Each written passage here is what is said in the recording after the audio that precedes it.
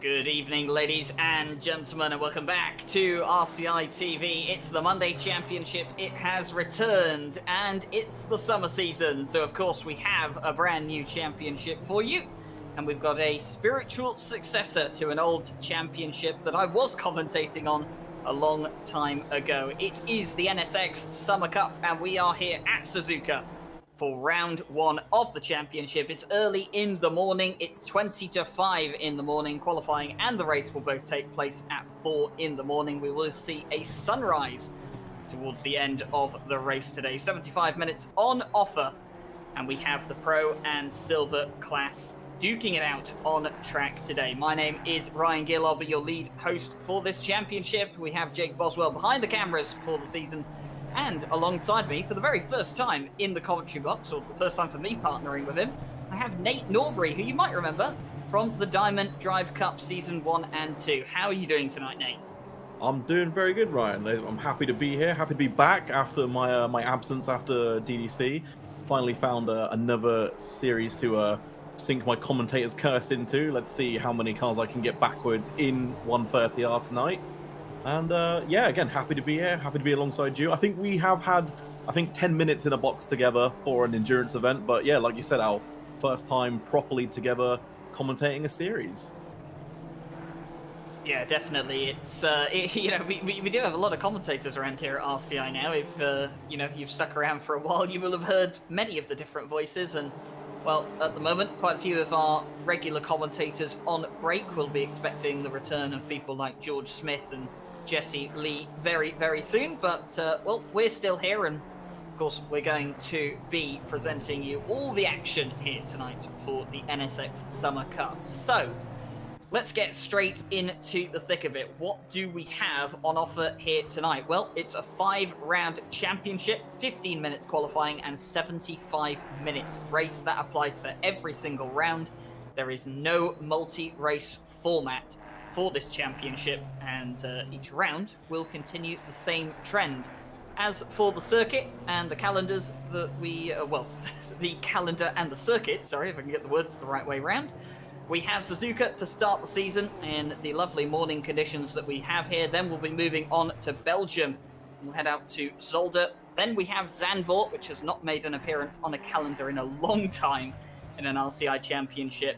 Finally, we head out to Monza and finish the season up at Laguna Seca as well. So an interesting mix of circuits, and a couple of circuits that don't usually make an appearance in the Monday Championship as well, with Zandvoort and Laguna Seca. So it'll be interesting to see a lot of these drivers tackle that. And, well, speaking about the drivers, we might as well introduce you to a lot of the drivers that we will be covering for this season.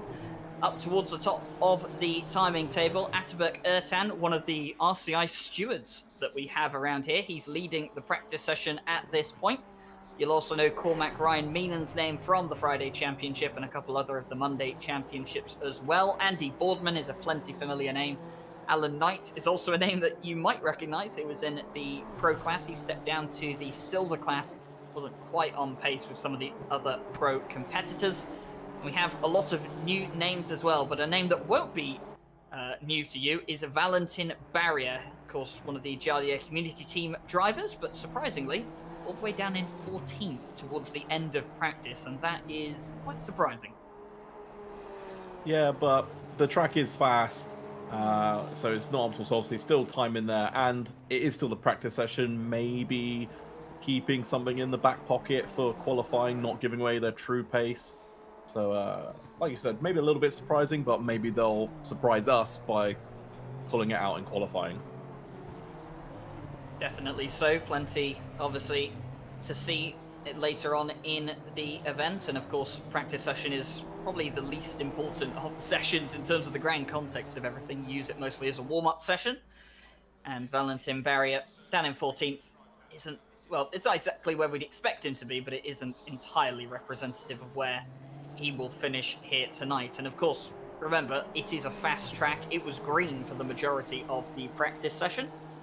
So obviously the lap times that we can see here at the moment, 2:0.3, are not fully representative of what we will see come the qualifying session or the race session. But here we go then. Qualifying is underway. It is a go. The green light at the end of the pit lane is on, and 15 minutes for all of the Honda NSX GT3 Evo cars to go out on track and set their best lap times possible. Pro and silver cars on track at the same time. It's going to be exciting because we've got 2 sets of pole position to watch out for, and they're all on the track at the same time, Nate, which is something that in the Monday Championship at least they haven't been used to doing, which is sharing the track with different classes. Yeah, it's a slightly new but also a slightly familiar concept to me as well. Obviously from DDC we had Pro Silver and Am all on the same track together, where we'd separate the Pro and Silver from the Ams. So seeing every competitor on the track together now at the same time is, again, a new concept for me. It'll be interesting to see now, because there'll be no last-minute surprises from drivers that can no longer improve their time to drivers that are currently on the track. So where this grid forms, or where it sets at the end of the time, is where everyone will actually sit. So yeah, new concept for me as well. So it'd be interesting to see how I get my head around it, because I'm sure I'll sit here and go, right, when are the next set of cars going out? But yeah, interesting to see how this one is going to shake out. And a 15-minute qualifying session as well, much more lenient to what we've had in the last few Monday Championships. It's been 10-minute sessions dedicated to each class, and, well, obviously we only had one class for the European Masters, so it was only a 10-minute session for all the drivers out on track. So it's going to be, you know, interesting to see. The banker lap not as important in a 15-minute qualifying session as it is in a 10-minute session. But here we go then.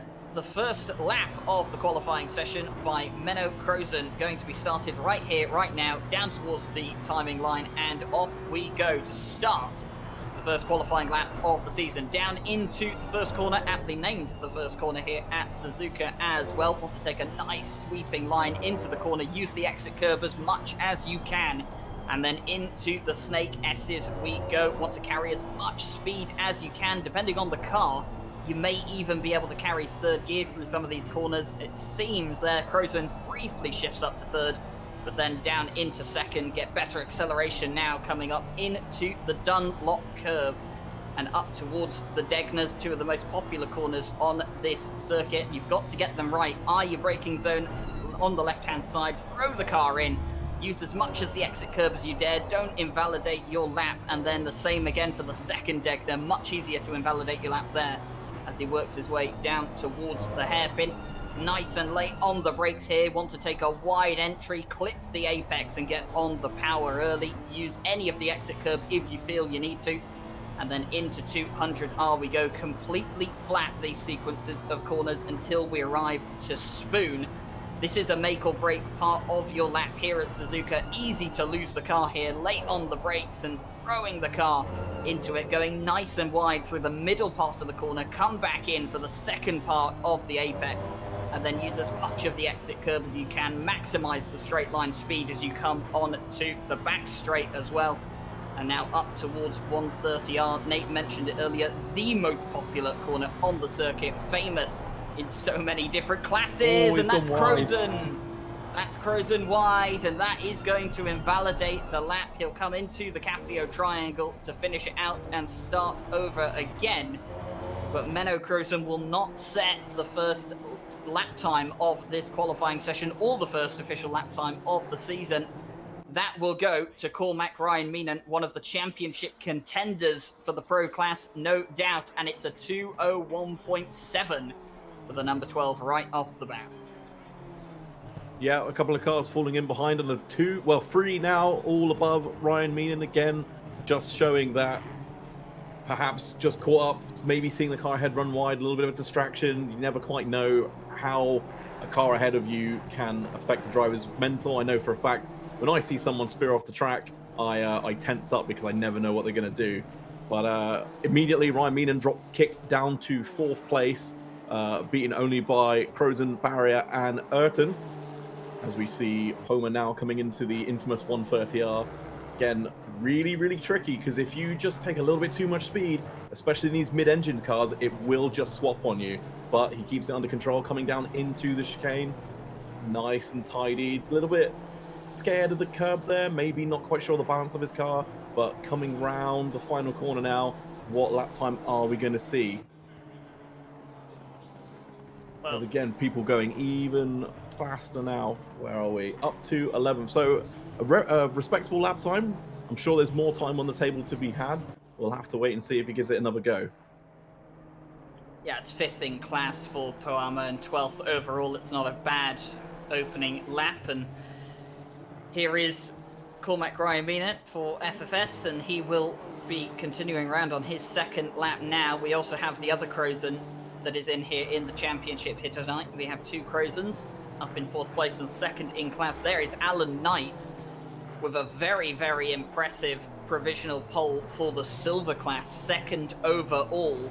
But obviously a long, long way to go yet in the qualifying session. Ertan 6/10 clear of that silver pole right now, and I would expect the rest of the pro field to really start stepping it up over the next couple of laps as well. We'll have to see what they're capable of doing. And there is Cormac Ryan-Meenan up into 2nd and on the front row of the grid as well, but still 3/10 off of what Ertan was able to do on the first time round. There goes Valentin Barrier up well, but look at that from Anna.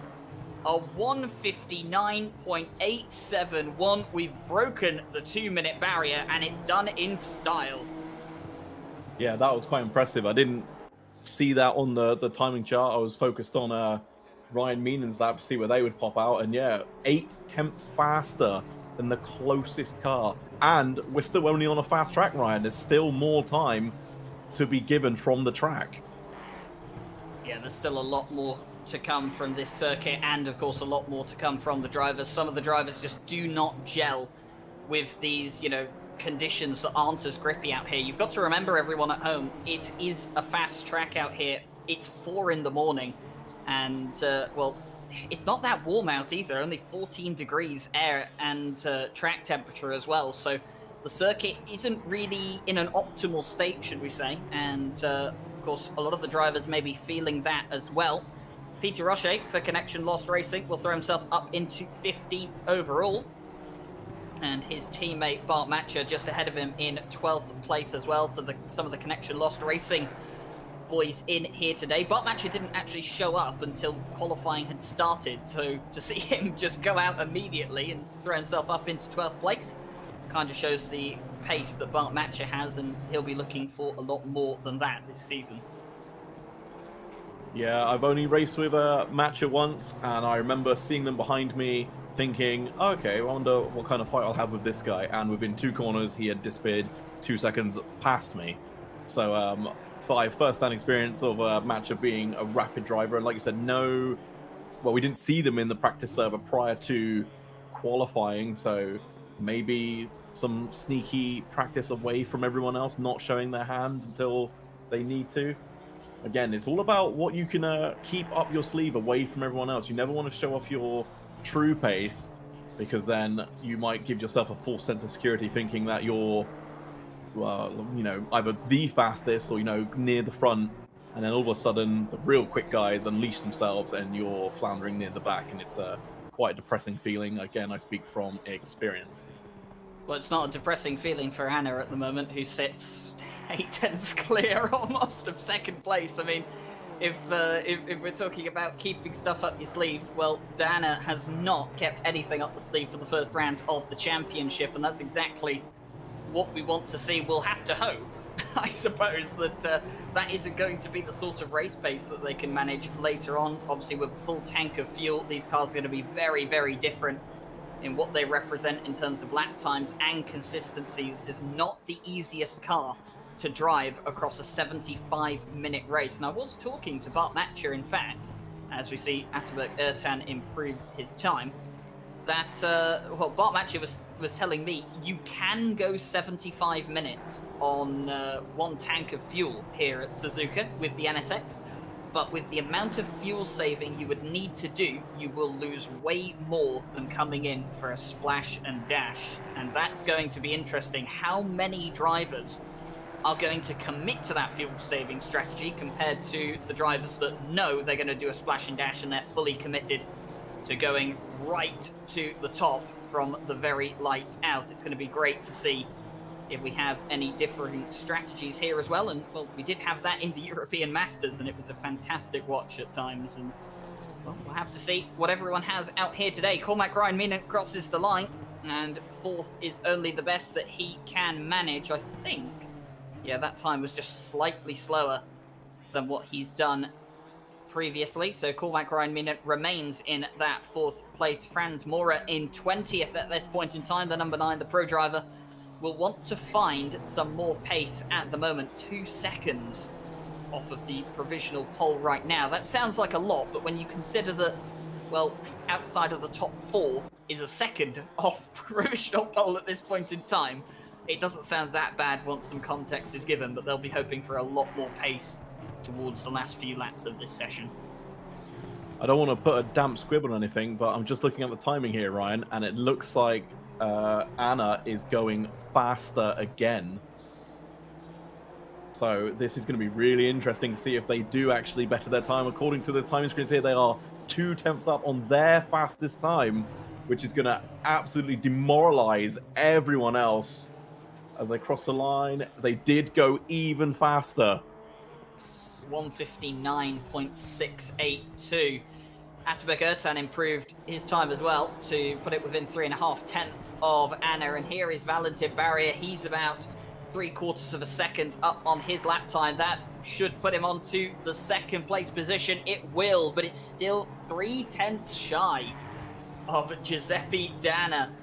And Giuseppe Dana is not, it's not really a name that I'm familiar with around in the RCI community. And I mean, it could possibly be that Giuseppe Dana is just one of these NSX specialists. We do see quite a few drivers out there, don't we, that specialize in a specific car. One of our broadcasters, Stewie, or Benjamin Heilman, you might know as a Porsche specialist, and he is quite good. Claims he's a silver driver. He's definitely not a silver driver, but he's a specialist in the Porsche, basically doesn't drive anything else. And you do have some of these drivers that they will only drive one car, and, well, through the enormous amount of practice that they get in that car, they are incredibly fast. And Menno Krozen having to muscle his way through on the, is that the number 20 or 27th place car? That's Michael Redford. So just having to muscle his way through towards the end of his lap, not ideal. And they will go again to see if they can improve. But, well, up towards the top of the table, it is still Anna, unsurprisingly, that leads the way. Yeah, and again, I'm keeping my eyes on the timing screen now. Obviously, I missed it earlier, but Anna and Barry are both going faster. Barry's time, as it stands now, will put them onto pole if Anna has invalidated this lap, which I don't think they have, which means they're going to go faster again. I really, really don't think anyone is going to be touching pole position today as we get a 159.4, half a second quicker than Barrier, but Barrier actually almost on the money there. We got to see what they can do in the final corner. 4 tenths up. Can they get that extra bit of speed, that extra tenth coming down the line? Where's it going to put them? It's going to put them a tenth off with a 159.5. That is getting seriously, seriously close up the front. They have enough time for one more lap. We'll have to see what they do. Barrier already 2 tenths up on this lap through the first 2 corners. So the time is there. It's there to be had. Perhaps pole position isn't sealed as I thought it may well be. Well, Valentin Barrier, if there's anyone that can overturn a difficult situation in qualifying session, it will be him. He's, of course, fresh off of the win at the 10 hours of Super Silverstone with the Jardier community team, and of course wanting to carry that pace here into the new Monday Championship, the NSX Summer Cup. And we'll have to see how that pace is carried. Will he be able to take the first pole position of the season? Giuseppe Dana has done all they can. They have returned to pit lane. They will not improve their lap time. Here is Menno Krozen, who we saw at the start of the qualifying session, will improve up to 11th place and has enough time to do one more lap. Now onto the Ukrainian of Oleg Pitchik, who has almost come out of nowhere, 3/4 of a second down on provisional pole, but seriously up on their lap time, almost 4 tenths up, will go into third to end the qualifying session. That is the best they will do. Meanwhile, Valentin Barrier, by the way, here he is on screen. I was checking the timing board, mate. He's up by almost a quarter of a second, losing some time here on the back straight. Maybe got a scrappy exit from Spoon Corner, and he's going to have to see what he can rescue now through the Casio Triangle. He has just about a tenth and a half. And has he lost that time through the Casio Triangle? No, I think he's gained the time, but now he's losing it again on the exit. It's a scruffy exit for Valentin Barrier. He's going to come up towards the timing line. I'm not sure it's going to be enough. Here he comes, though, up towards. Is it going to be pole? No, it isn't. And it's denied by a tenth of a second. Valentin Barrier, a scruffy exit after trying to make up time he'd lost earlier in the lap. But my word, down to a tenth of a second in the end. Kudos, Valentin Barrier. And if they can carry that pace into the race, we are in for a cracker. We've got Tobias Sontag ending out the qualifying session. There's a few more cars on track at the moment. They're competing for the silver pole at this point in time, held by Darren Mulholland in the 777. Here comes the 223 through the final corner. And now on to the start-finish straight. How much will they be able to improve? They're up by half a tenth. Will this gain them any more places? They go over the line. They don't improve, just short by a few thousandths. And they will remain where they are. Mora will pull over, obviously not up on their lap time, and has decided to call it a day. And that is it. The qualifying session is over. It is Giuseppe Danna who takes the overall and pro class pole position for the first race of the season, a 1:59.421. That's a lap time I can't do in my dreams, Nate. Never mind out here on a fast track that these guys have gone and done. Absolutely incredible. Valentin Barrier will line up second on the grid, and it is Darren Mulholland that takes the silver class pole. He'll have Alex Pilbeam alongside him on the third row of the grid overall. Plenty of the silver drivers getting mixed up with the pro class as well. And I think the biggest shock to me is Cormac Ryan Meenan, 12th. I hadn't even noticed that, to be perfectly honest with you, Ryan. I was literally just listening to you reel off the list, and I was like, oh, he'll say Ryan Meenan's name in a minute. He'll say it in a minute. And then you didn't. And then obviously you just pointed out they are down in 12th, which we discussed before we went live, that Ryan Meenan was one of the ones for us to watch out for with their pace. And yeah, obviously a terrible qualifying session for them. I imagine they'll be very, very upset with themselves. So we may see them driving angry and driving aggressive at the start of the race to get back positions that they feel they deserve. Yeah, not a great qualifying session for Cormac. Of course, he's come off of the Friday Championship, where he didn't have the most fantastic of seasons either. The European Masters Championship, the last Monday Championship, wasn't great for him. And, of course, looking to improve on that here in the NSX Summer Cup. But, unfortunately, not quite the ideal qualifying session. And we've got Mike Noble, his teammate from FFS Racing, saying that they're giving him some stick in the Discord right now as well for that. So maybe that's some motivation for Cormac to go out and improve. Here is the grid, by the way, having a little pan down with our drone camera. Some lovely, lovely liveries on the grid here today, although Mike Noble will be particularly proud of Alex Pilbeam's livery on the right-hand side of the grid, the number 78 car that we've just flown past. But definitely some lovely, lovely liveries that we have out here today. It's one of the, with the incredibly limited creativity tools that we have here within ACC, there definitely are some drivers that do put on some fantastic mixes of colors and combinations of shades to definitely liven up the livery. There is Cormac Ryan Meenan's car, by the way, the pink NSX, lining up the number 12 in 12th place, funny enough. Not sure if that was Cormac's intention at the start of this qualifying session. It's where he has ended up. And we see all the drivers preparing for the race. It is still 14 degrees out there on track. Of course, it is 4 in the morning. And fast conditions. The track will start to liven up throughout the race. It will start to get grippier. And of course, the sun will rise at around 5 a.m. in the morning. We should have a lovely sunrise towards the end of this race. And I think a fantastic way to start the season with the race ending in the land of the rising sun. I was about to ask if you were making a pun by saying the sun will rise in the land of the rising sun, but you definitely got that one in there before I could pick you up on it. So well played to you, good sir.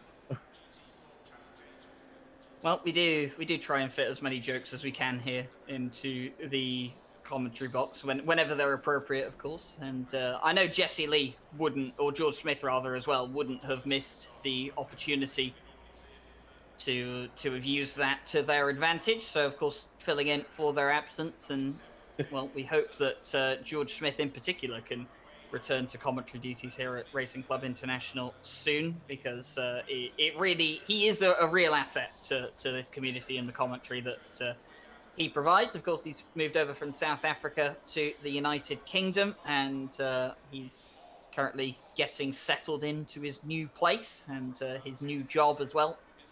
I think we have plans to meet up at some point later this year at Donington Park for the second Donington British GT race. So if anyone else is planning to go to the British GT race later this year at Donington Park to end out the season, you might be able to catch a glimpse of George Smith and myself. But we may have more details on that later in the year and closer to the event. We have loads of plans for an RCI meetup next year, but that is a very, very long way away. 45 seconds is not a long way away till the start of the formation lap, and the cars will all be getting ready now to pull off for the grid. The season just moments away from starting. And Nate, these are the moments where, as a driver, you've just got to compose yourself, make sure that your strategy is set, make sure that you're comfortable in your seat, and just focus on one thing ahead of you, and that's the road in front.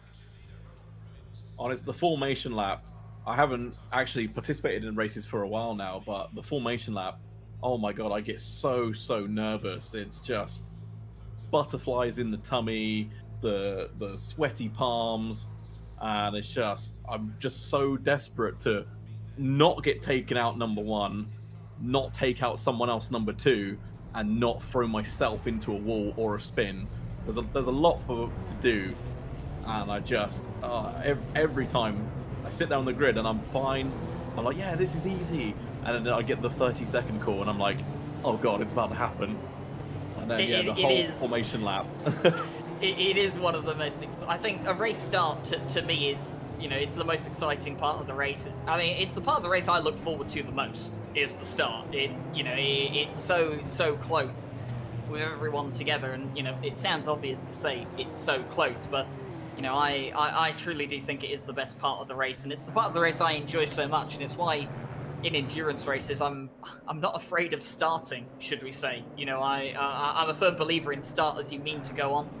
I'm not the most amazing at starts, but I'm also not terrible at them either, so I usually don't mind being the first one in and out there in an endurance race, and of course in a sprint race when it's just you and no one else out there to support you. Can get a bit nervous towards the start of a race, but I always think that the nerves just help building towards a good start. And Giuseppe De Anna just going off track for a moment there. They will be able to regain their pole position spot in just a moment, and we have seen a couple of occasions like this, Nate, in the past, of drivers maybe needing to do something on a different monitor and having to momentarily tab out, and they slow down, give up a couple of places, and not something we're unfamiliar with, but something I have just spotted on the track map. Yeah, Alan Knight is starting from the pit lane. I've just clocked that as well. That's not ideal for Alan Knight. They'd qualified in the top 20 towards the end of the session, so I'm wondering if that is either they were not ready when the pre-race timer ran out, or they have suffered a disconnect and have rejoined after the pre-race timer has started, so that has forced them to the pit lane. Either way, it's not an ideal situation for Alan Knight, and it's a situation that they will have to face alone at this point. And they will be starting behind the rest of the field, although sometimes if it's a bit dangerous and a bit scrappy into turn one, it can be a blessing in disguise. And Alan Knight will have to hope that tonight is going to be one of those nights. We will be hoping that it's a nice clean race tonight, and so will the live stewards that we have here. Oh, the segues are just rolling tonight. But the live stewards we have for the Pro/Silver split, they will be monitoring everything that is going on tonight. And, of course, they'll be giving out penalties accordingly as they see fit. Remember that lap 1 incidents are judged more harshly than the rest of the race, and well, the reason is you should be careful on lap 1, and the stewards really don't like it when people do or die moves down towards the first corner. So you'll have to watch, and if there are any incidents on lap 1, there should be some hefty penalties, assuming someone is to blame. Racing incidents and no further actions are entirely possible, and of course we have seen quite a few of those lately. In some of the races, we had a very, very clean 10 hours of Super Silverstone. So hopefully, fingers crossed and knock on wood, we can have a very clean race here tonight. Anyway, here we go then. 75 minutes of racing here at Suzuka. About to get underway. The Pro and Silver class, they will crawl up towards the timing line. And we get ready to say lights out to the start of the season. 5 races for this championship. Round 1 set to get underway. Giuseppe De Anna on the front row of the grid. It's Valentin Barrier alongside them. The green lights are out and the season is a go. And Giuseppe De Anna has got a very good start indeed, clear of Valentin Barrier by the time they come down into turn 1. They will try and slot themselves into single file as quickly as they can. Looking back there's the a spinner in the background. Two cars, one of them into the gravel trap at turn 1. We'll have to see if we can potentially get a replay of that later on. Alan Knight has been dispatched from the pit lane, and he will be looking to gain as many places as he can. I know the number 69 of Andy Boardman has got caught up in that lap 1 incident I've just seen, so that's unfortunate for Andy Boardman, but it's a fantastic start for Giuseppe De Anna, who is clear away at the front of the grid, and Valentin Barrier already under pressure from the car behind. Yeah, I don't think De Anna could have practiced that or predicted that to be any better. It was the perfect getaway. Obviously, right on it as soon as the lights went green, got the power down, and has just cleared off into the distance. No possible chance for Barrier to attack them into the first corner, and it's left Barrier on the back foot and now vulnerable to the car behind them. So we'll have to watch that to see if they can get the tires up to racing temperature. Obviously, we have the formation lap, but you never quite get them where they need to be. You always have to take the very first racing lap a little bit more cautiously than the ones following, because again, not up to temperature, you can easily lose the car, or just even your brakes into the first corner not hot, you lock up, and maybe that was a factor in the first corner accident we saw. But yeah, Giuseppe De Anna just gone with the win. As we see Ryan Meenan go from move into 130. Oh, it's going to be close. Oh, was there contact? There was contact. Oh, no. Cormac Ryan Meenan trying a move into 130R. It didn't come off, and it's caused an incident as well. He's gone spinning around and nowhere to go. I think that was at the 227 that tried to go off track to avoid the contact, and unfortunately they just went straight into the path of Cormac Ryan Meenan, and oh dear, the number 12 didn't have a great European Masters Championship or a Friday Rain Club Championship, and now the start to the NSX Summer Cup has been less than ideal. They're in the barrier. They're going to have to return to pit lane and get that damage fixed. I would not be surprised if it is a retirement this early from Cormac Ryan Meenan. We'll hope it isn't, but that's really, really unfortunate at the start of the season on the first lap. But Giuseppe De Anna has had the perfect start and clear off into the distance. And it looks like Valentin Barrier now starting to regain some of that composure, starting to build a gap now, and he will look to close down the leader. Yeah, he's got himself into this a nice, I wouldn't call it a pocket, maybe a cushion, a little bit of a barrier, excuse the pun, between him and the 141.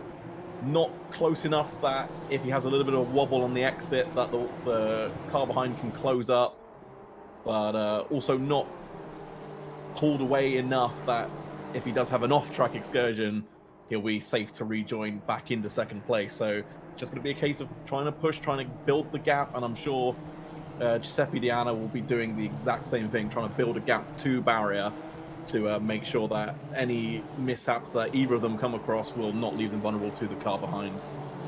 Well, I can tell you right now, Nate, from our commentary box, I can see the steward's box just below us on the opposite side there, down in the paddock, and there's some shaking of heads going on already, so they're not quite happy with what they've seen down towards turn 1 and obviously on the first lap as well.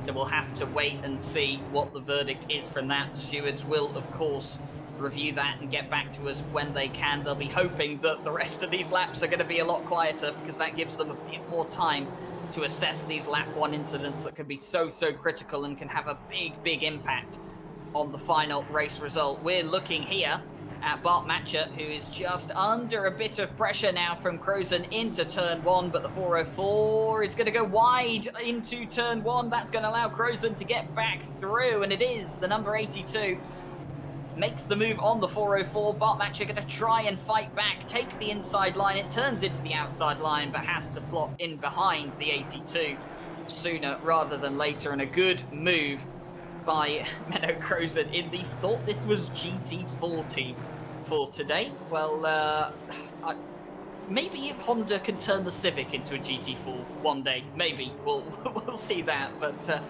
Crozen up into 8th place, and that is 5th in class, and that is the important point to remember here, folks. It is class positions that matter the most here today. Of course, everyone likes to fight for overall position, but it is your class position that matters the most. And, well, Alex Pilbeam at this point in time has taken the class lead in silver away from the pole sitter Darren Mulholland. So the 78 leads the 777, but Puama just in behind, about just under half a second behind the 777. So Pilbeam will now look to use that to his advantage and start to build a gap. Oh, it seems we've got an accident at the hairpin. I think that's the 27 I can see caught up in something there. 27 and someone else. And also, Cormac Ryan Meenan has got going again, albeit a lap down, but it's good to see the sportsmanship there just kicking in and continuing the race anyway, even though the chance of them salvaging points from this is very low. Well, the most important thing is, if you finish the race, you will score points because of the point system here within Racing Club International, and the fact that we're using class-specific points rather than overall points guarantees that everyone here tonight will pick up some points, assuming they do finish the race. You must complete 85% of the leader's laps to be eligible for points.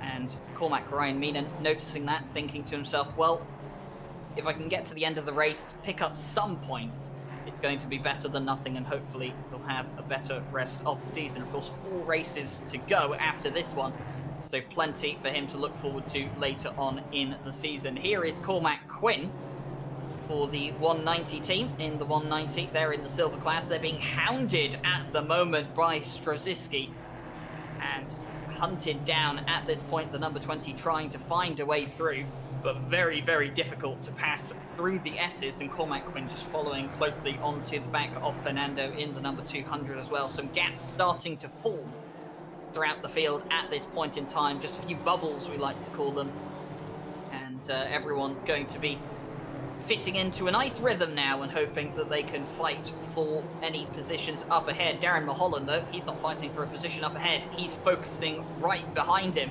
because Puama definitely putting him under quite a lot of pressure at this point in time. Yeah, I was just watching that. We saw it into turn 1. Puama was lining up the move, but ultimately backed out of it, realizing that it would have just been an accident in the making. And there we seem to see Puama all over the back of Mulholland there. That's maybe just at this point in the race, like you said, Mulholland not quite comfortable in the car, and Puama is, so we'll have to wait and see. But now, as I say that, the gap seems to be building between the two cars. It's not massive, but it was bigger than it was when we tuned in. Oh, no, okay. Oh, there is a car off. There was a car off. That was Pillbeam, So number Pillbeam. 78. Yeah, Pillbeam's off into the gravel. Oh no, Pillbeam was leading the way in the silver class, but now off at 130R. And that is unfortunate. Did they hit the barrier is going to be the really important question. Jake Boswell will give us a replay here. Let's have a look. Oh, spins around and into the gravel trap. Has it done its job? Yes, it has. And no contact with the wall. That's really, really lucky for Alex Pillbeam after we saw what happened to Cormac Ryan Meenan on lap 1. They rejoined the race, admittedly quite far down to where they started, but the benefit is they don't have any damage on that car. And that means they shouldn't really have lost any pace, even if it is going to take a few laps for those tyre pressures to calm down a bit after going spinning at 130R, and then there's a car spinning in front of him.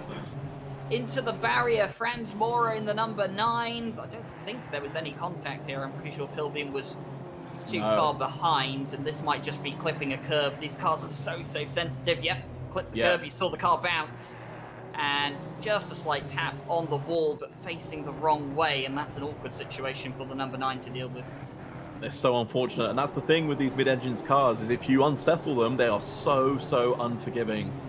You have to just balance them here, as we see an interesting fight happening here. I'm not quite sure what's going on, if someone's made a mistake and that's what's caused them all to close up, or if they're all just this close together fighting for the position here. But this is the battle for 11th overall. And it seems to be like Roach has just pulled a little bit of a gap now, but it's getting close. It is getting very close. We'll have to wait and see. Is someone going to try and brave it around 130R, as we have a yellow flag somewhere on the track? It's down towards the exit of the S's. It's number 27. That is Suardi, down in 26th place. He's in the silver class. He's actually last in the silver class. And this is the recovering Andy Boardman. Of course, he was sent into the gravel on lap 1. And he's trying to fight his way back through the field at this point in time. And just has to be careful here, because he's trying to get past some cars in the silver class. Oh, and he's been punted, tapped from behind. Not quite punted, but the number 20 has gone around. That was Straczynski.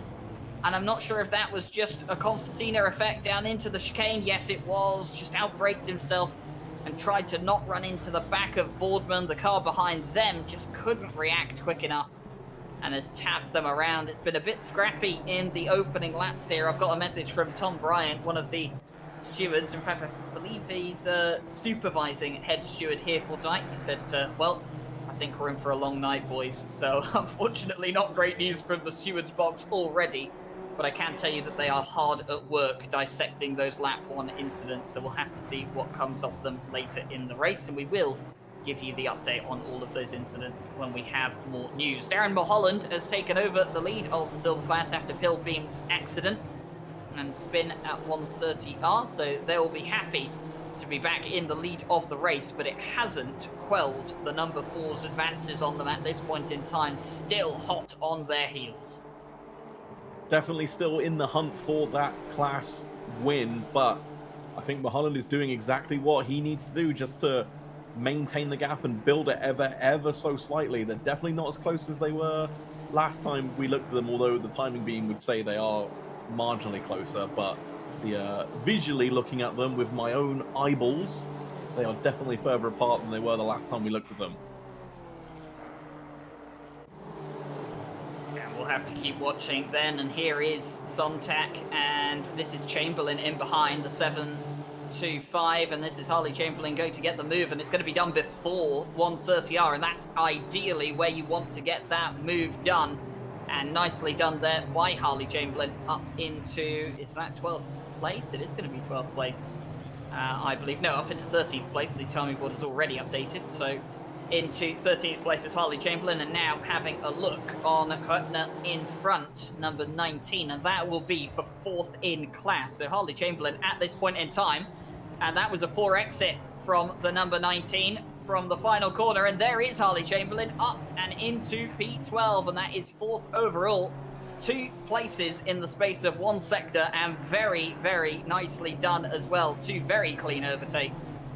And Harley Chamberlain well on their way to building themselves back up through the field. They have a couple of pro cars in front of them now, before the third place silver class car of Curtin. But meanwhile, up at the front, 3.7 seconds is the gap between Anna and Valentin Barrier, and it's looking pretty good for the number 11 right now. Yeah, absolutely. At this point, when you can build a gap like that, you don't need to push your car as hard, so you can just save your tires a little bit and just preserve them that little bit longer to give you the grip when you need them. As we tune back into a battle with Curtin, and who is that? Who is the other car? Is it Mulholland? It is. This is a battle for the silver class lead, and it looks like Curtin has got the job done. It's actually not a battle for the silver class lead, Nate. If you Oh, might no, not of course notice, not. Mulholland has dropped back, so Mulholland has had some sort of incident or mistake, because Poama now leads and he's up in 5th place overall, so Mulholland's had an accident or something at some point, and this has not been ideal. He's lost 2nd place now. Not just first, but he's also lost 2nd place in the silver class, and now under pressure from some of the pro cars in behind. And all the meanwhile, in the background, you can just see it there, the 725, the blue and white car of Harley Chamberlain, will be looking up the road and be really, really happy about this, grinning from ear to ear, because they'll know that one of the cars in the silver class that they're competing for is having a bit of a tough time at the moment. They've seen them drop down on their timing, on the relative, and there's nothing that fills you more with hope than a driver struggling in their class at this point in time that is under pressure from cars behind. Yeah, I'm not quite sure what happened. Maybe it was just getting a little bit too excited on the throttle pedal and lighting up the rears, because it seems whatever issue they had that was causing them to go slow has corrected itself now for Mulholland. So maybe it was just a little off-track excursion and it's just dirty tires and that loss of grip you get from that. But they seem to be back up to their racing speed now. So we'll have to see if they can perhaps claim 2nd in class back from, is it Curtin? I'm probably pronouncing it really wrong. Do you want to help me out there, or should I keep making a fool of myself? I think it's Olivier Curtin. It is Curtin. That's okay. what I'm going to go with anyway. Commentators are very much known for butchering names in some sense, and we do always ask the drivers if we do pronounce a name wrong, do correct us, because it's part of our job to get names right. So if we didn't make that effort, then we wouldn't be doing our job very well, would we? But Darren Mulholland, a name that I can say properly, is now looking to potentially recover that 2nd place in the silver class, but at the same time has to worry about Sidor and Rocher in behind.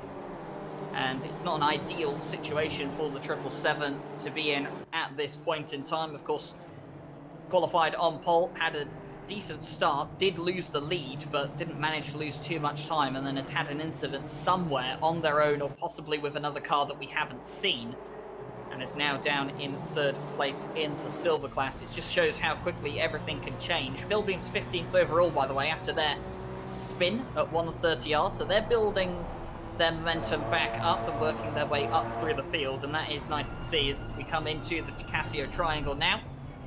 And this is one of the more frustrating parts when you are in multi-class racing, but you're all in the same machinery. When you have pro and silver cars on the track at the same time, you have drivers not in your class. Oh, that's ambitious. Down into the Casio Triangle. Pedro Santos, I think that was a move from Crozen in the 81 in the silver class. It is. They've just dropped down the field. So that was maybe a bit of an ambitious move, but that hasn't really worked out for them. And we're going to get a bit of a replay here. This is Mulholland at this point in time coming down into turn 1. That's a mistake. You can see the car get all out of shape into turn 1 and decides to back off, let the pro car through. There's no point fighting for that position at this stage. Of course, overall position, it's nice to have, but it's ultimately not the one that matters for the points. So let's Sidor go. Sidor up into 9th overall and will now start to work their way up to the back of the number 38 in the silver class. Yeah, it's that sort of knowing when to let a position go, then rather than fight it, because you're not only will you hurt your own race, you're also going to hurt the race of the car behind you, who is inevitably going to pass you at some point, and all you'll do is slow yourself down. Sometimes, as counterintuitive as it seems, it's better to let the faster car behind you go and then try and stay on their tail as they catch up to the cars ahead of them, and then maybe you can sneak in a couple of positions as the cars ahead of you are fighting for position. So again, like you said, Mulholland realizing they were out of shape, not bothering to fight it hard at all, and just relinquish the position for the better or the benefit of their race coming up. You've got to what is it? You've got to survive the battle to win the war. Well, you can't finish first if you first don't finish is another very popular saying within the sim racing and wider motorsport community. And well, Harley Chamberlain, a masterclass of performing overtakes at the moment. We've seen 3 fantastic overtakes now from Harley Chamberlain in a short space of time, up into 11th overall, just moved past the pro car of Peter Roche, and now only has 1 car between them, or actually no cars between them. And Darren Mulholland, there's Olivia Curtin, the number 38, and was there some contact there down into turn 1? There could have been. Obviously, entirely possible that they did lose it on the entry on their own. Andy Boardman going past them there as they rejoined the circuit. But for Kraken Engineering and Olivia Curtin, that is not an ideal situation to find yourself in. But now, speaking of Harley Chamberlain, has Darren Mulholland in their sights, and more importantly for them, a podium in the silver class in their sights, and that's going to be what they're looking for, and it'll be a great way to start the season. Of course, a lot of these drivers will be hoping for a podium in their respective class to start the season. Oh, that's Mulholland! Oh, that is Mulholland! The 777 is off, and that is at the first Degner. And it's a difficult corner to get right, especially with a heavy fuel load on the car. Is this, yeah, just see the bump there, loses it on the curb and then off and into the gravel trap and rejoins the track safely on the outside line, but plenty of damage done to Pride and their pace. And Mulholland will now drop down through the field. They're behind Pilbeam at this point in time and just behind Van Kampen in the pro class, so they'll be down into about 14th place once the timing sector updates. And now they've got Andy Boardman right on their tail as well, who is eager to make up places after his turn 1 excursion in the gravel track. Yeah, I got a feeling Mulholland is really going to struggle for the rest of this race now. The tyres that he's on are going to be absolutely shot. He's had a couple of unfortunate incidents, and running out there isn't going to help either. You'll potentially get a track limits warning as well. 3 of those, and you get a strike and you get a drive-through. That'll be something else to watch out for. How many of these drivers get... 199 is off at 130R. I think that's Seedor in the 199. It is. It is, yeah. Are we going to get a replay? I'm entirely sure, but the 199 of Lucas Seedor has rejoined the track. Oh, they are going quite slowly, though, at least from what I can see, and pulling into the pit lane. So I think that might be their race done. Darren Mulholland, though, continuing onwards, and they will be hoping to try and recover whatever they can at this stage, but I think Andy Boardman is going to try and make their way around the outside. Are they going to cut back in then onto the inside now for the Dunlop curb? Mulholland doesn't really have to fight this, but he doesn't want to drop any further down the overall order. It's going to be Boardman on the inside, coming through the Dunlop curb, the outside for the first of the Degners, but gets the move done. And very nicely done there by Andy Boardman to get the move done safely. Very, very close between the 2 of them, but Boardman has worked his way up into 14th place. You can feel the frustration in Mulholland's car right now. They've gone from being class leader to not even on the podium anymore. That's just got to be so disheartening, from obviously a great result to a race to forget for them, and potentially they might be trying to now overdrive the car, which is why they're having so many incidents, because they're trying to regain the positions that they've lost. So there we go. There's a drive-through come through. Yeah, we have the 86. Yeah, that's Pedro Santos, who we saw earlier on. They've received a drive-through penalty. And I'm going to have to check the stewarding report that I'm having coming through. Tom Bryan has told me that there will be a couple of reports coming through over the next couple of minutes, as they have now dissected most of the incidents and are starting to get on with handing out the punishment. So we can do a couple of these in a batch then. Yeah, I see them all popping through on the screen here. Yeah, so we have incident on lap 1, turn 1, involving 81, 69, and 86. Oh, and also car 38, by the way. Didn't see that one snuck under there, but this is the Pedro Santos incident. So drive through for car 86. Car 86 moves to the right, taking out car 81, and subsequently taking out 69, 38, and 25. So that is a drive-through penalty that they have been allocated for a multi-car takeout. That seems pretty slang dunk to me. Incident on lap 1, turn 15, involving car 12 and 86, and also 223. That was Cormac Ryan Meenan. It was the 223 that went into Cormac. So, warning for car number 12, Cormac Ryan Meenan, for opportunistic dive into 130R on lap 1. Should have been more careful, resulted in an accident that was not intentional and mostly punished their own race, but they have received a warning for a dangerous attempt on lap 1. That seems pretty straightforward to me. Lap 1, turn 7, involving 225. The number 25 receives a 5-second penalty. That's Nico Kumpu. Causes contact with car 200 and does not give back the position, so that's aggressive overtake with contact. That's a fairly simple 5-second penalty.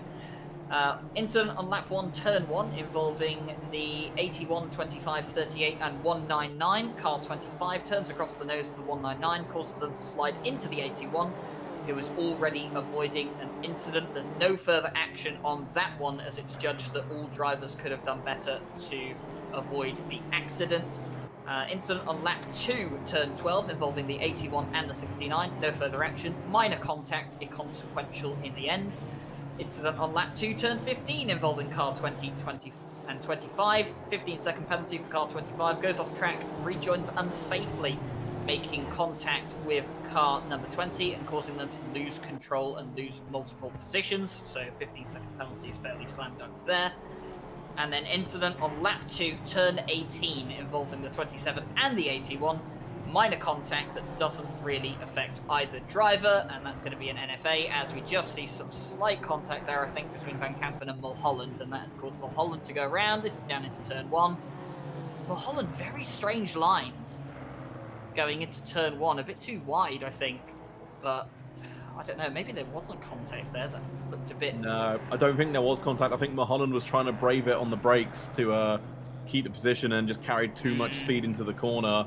And then obviously at that point, the engine and the gearbox in that NSX was trying to overtake him and just put him round into a spin. Like I said, I don't think there was any contact. It didn't look like there was. Just looked like a case of ambition ahead of adhesion, as they say. Yeah, so quite a few penalties coming through in the first couple of laps of the race. The stewards are still reviewing some more incidents, but those are all the reports that I have at this stage. So a bit scrappy in the first couple of laps, but overall, that many penalties to hand out. Nico Kumpu, of course, collecting 2 penalties, a 15-second and a 5-second penalty. That's what they've got plus 20 next to their name. So they will either serve that penalty when they come in to do their pit stop. If they don't do a pit stop, it will be added on to their time at the end of the race. Pedro Santos has already come in and served their drive-through penalty. So those are all done and have been judged on. And continuing on in the race is Giuseppe Dana in the lead, 7 seconds clear of Valentin Barrier at this stage, and looking very, very comfortable out there as well. And it's interesting to see now, as we get later on into the race, Nate, and we talked about strategy slightly earlier on, if Giuseppe Dana is going full beans to the end of the race, is going to take that extra fuel. And is there maybe some thoughts about a couple of the other pro drivers at the moment that are maybe going for that fuel-saving strategy that Bart Matcher told me was very inefficient earlier on? Well, if you're Barrier, if you filled the car to do the 75 minutes of the race, at this point, you're sort of hoping that Giuseppe Dana is going to not have filled their car and they have to make a stop. Because the gap is only 7 seconds, and that's depending on, as we've seen over how many laps has it been? 13 laps. They pulled out a 7-second gap. So it depends how long is the pit lane here. It's from one end to the other about 15 seconds plus the time for a stop. So what we're saying, if it's a stop and drop, 25 seconds maybe. It all depends if A, Deanna thinks they can make the time up after the stop, and B, if Barrier thinks they can keep the gap by not making a stop. So I think everyone in their heads now is running their own sort of calculations for their own race, going, well, if the driver ahead of me or the driver behind me does X and I do Y, what will that equal? And, you know, at this point in the race, you've got to focus on driving the car, not dropping it through 130R, and trying to decide how you're going to take your pit stop. They've got a lot to do. And ultimately, I'm taking the easy way out here. Someone will make the correct decision, and others will make the wrong decision. We will just have to wait and see how it pans out. It's the inevitability of going for one strategy instead of the other is that one will be the correct one won't. And, well, hindsight is 2020. You'll only find that out post-race. And I suppose some of the drivers in the practice server, if they've done a stint trying both strategies, they'll probably know at this point which one is quicker and which one isn't. So, you know, maybe Bart Matcher giving me that information to say that he doesn't think the fuel-saving strategy is worth doing at all. Maybe he's done that, you know? Maybe he's tried both stints and, well, for his race pace, it's just not worth doing. We'll have to see how everything evens out at this point in time. But Fernando there, is that getting overtaken by Alan Knight in the 970. This car started from the pit lane, remember, ladies and gentlemen. Up into 16th place overall. That's not bad at all from Alan Knight. That's a very, very good recovery so far, and with 45 minutes still to go of this race, plenty to still gain later on. That's Alex Pilbeam going very, very wide at the second Egner. Would not be surprised if they picked up a track warning for that, and we haven't spoken too much about track warnings. Ooh, that's Boardman just into the back of Pilbeam. He has eased off to make sure he didn't gain the position. A bit of a flash of the lights there from Pilbeam. Not too happy about that, understandably so. And hopefully not too much damage on the back of that car as well. There's a car off with Spoon, and that was fast. That was the number 95, was it? That was the number 95. I wonder what happened there. That's an odd place, especially on the inside of Spoon, to have an incident. Yeah, Michael Redford. So they're catching it at the end, and they've rolled back into the inside, so they've lost it before Spoon. So in 200R. Through that kink. Yeah, through the kink on the exit of 200R, and it's not been a great start for Michael Redford either. They're a couple of laps down, I believe, as well, the same as Cormac Ryan Meenan and Sergio Suardi at this point in time, but committed to finishing the race either way, so it hasn't been a great start for them. Here is Bart Matcher, though, and under pressure from Menno Krozen. And fantastic to see here Holly Chamberlain there getting very close as well, just going a bit late into turn one. And Holly Chamberlain's in the silver class, so they're just trying to find their way through these two cars at this point in time to try and chase down the number 4 car that's leading the silver class. But not easy to do so when you have two pro cars battling up ahead. And Bart Matcher doing a very good job of keeping Krozen behind. Bart Matcher got past Krozen early on in the race, and, well, since that point, has basically just been defending ever since. And Bart Matcher, very much known for his strategic decisions, very good on strategy. He is the head strategist for the 404 Connection Lost Racing team. Well, he thinks he's on the right strategy here tonight, but the strategy right now is to defend as hard as he can from Menno Krozen, and, well, judging by how well he's done so far, doing a pretty good job of it. Oh, and there it is. Darren Mulholland, drive-through penalty for track limits. That's the first one of the night that we've seen. And I did mention Pilbeam maybe getting a warning. Oh, I knew that was coming. The Bart Matcher. Oh, down into Spoon, 2 into 1, did not quite go at that angle, and Krozen turns Bart Matcher around at Spoon. I think he is going to wait to let Bart Matcher through, but... Yeah, he is.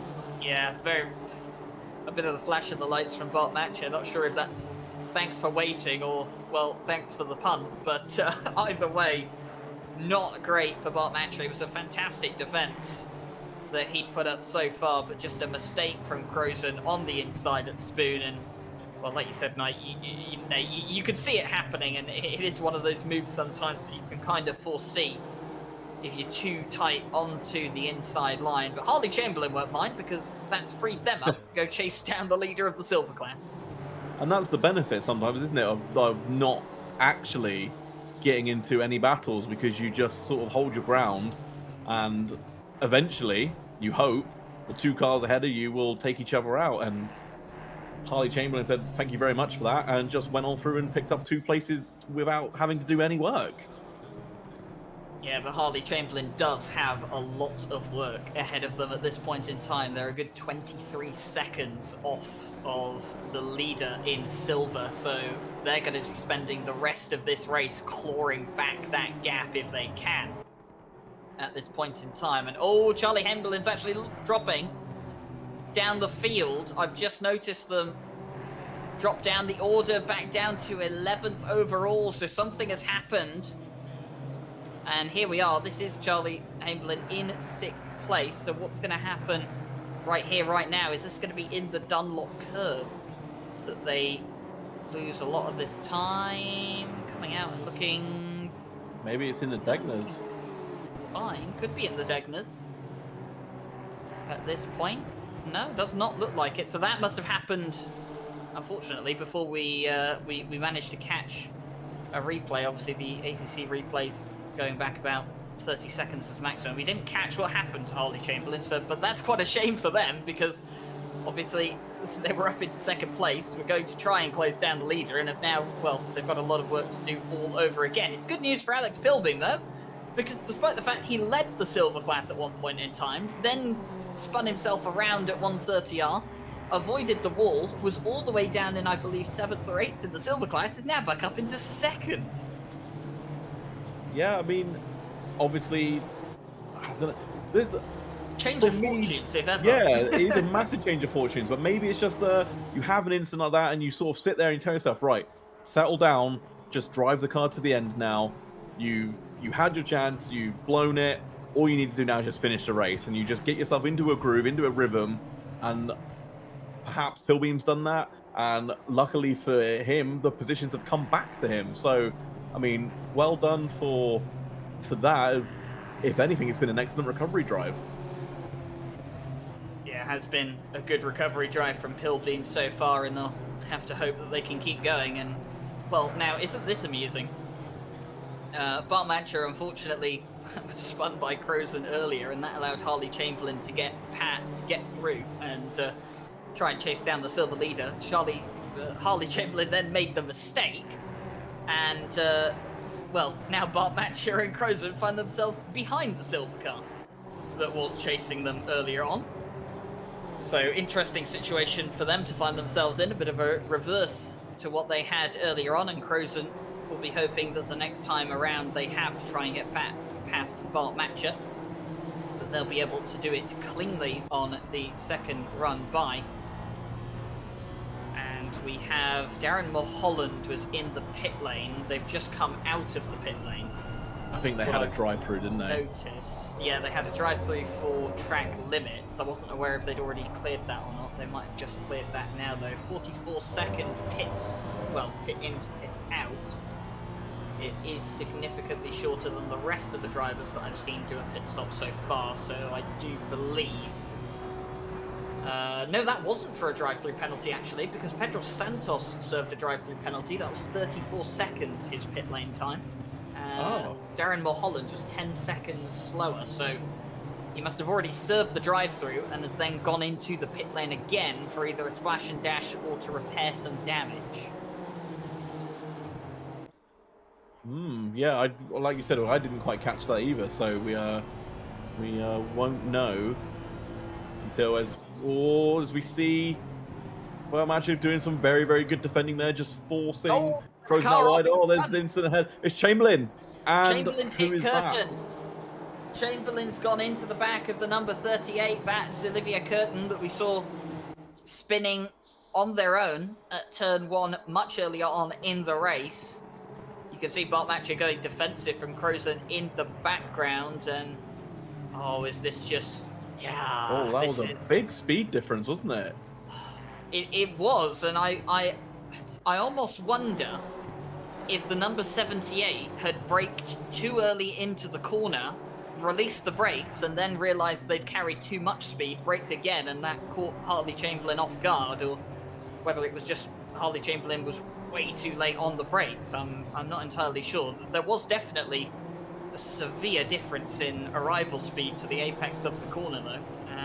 I mean, the stewards will take a look at it, and I'm sure that they'll inform us of, well, whatever comes of those decisions. We'll give you a rundown of a couple more incidents that have gone on right now. I can see that we had incident between car 81 and 95. It's a warning for car 95. So car 95, if memory serves, is no longer in the race.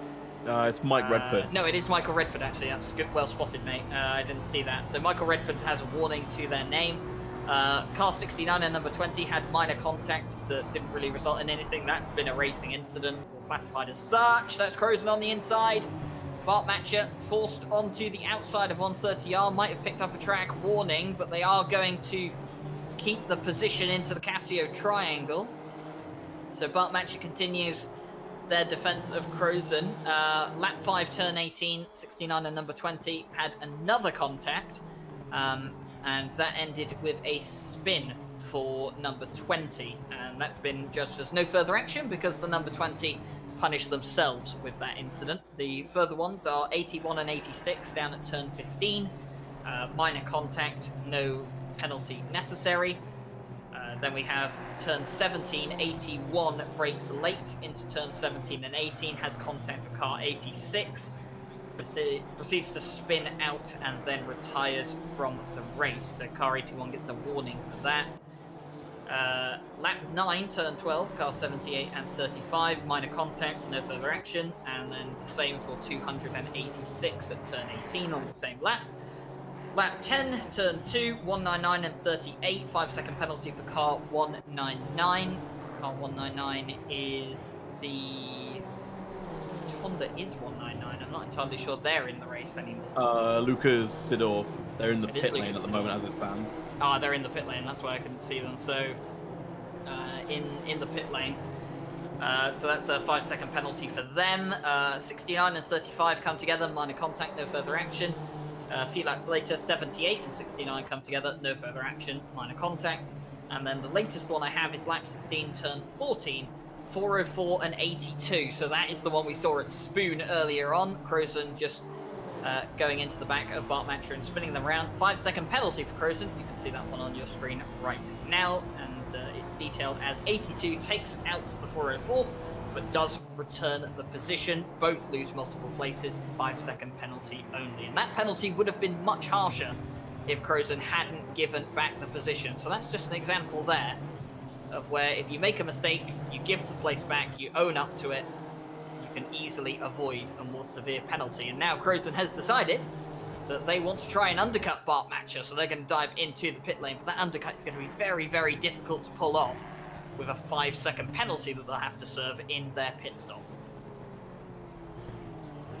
5 seconds stopped. Well, the pit stops already feel like an eternity, especially when you're in a pack like that. You can hear all the cars going past. And then the further 5 seconds will just feel like an eternity for Crozen there. But unfortunately, he's got to take some consequences for his actions. And it was an optimistic move into Spoon. I'll hold my hands up and say that. I have no issues being controversial. I don't think there was controversial opinion. Not controversial. There, What's the word I'm looking for? Well, controversial is not the correct word. I know what I mean in my head, and that's all that counts at this stage, okay? I there you go. I have no issue calling someone out. There we go.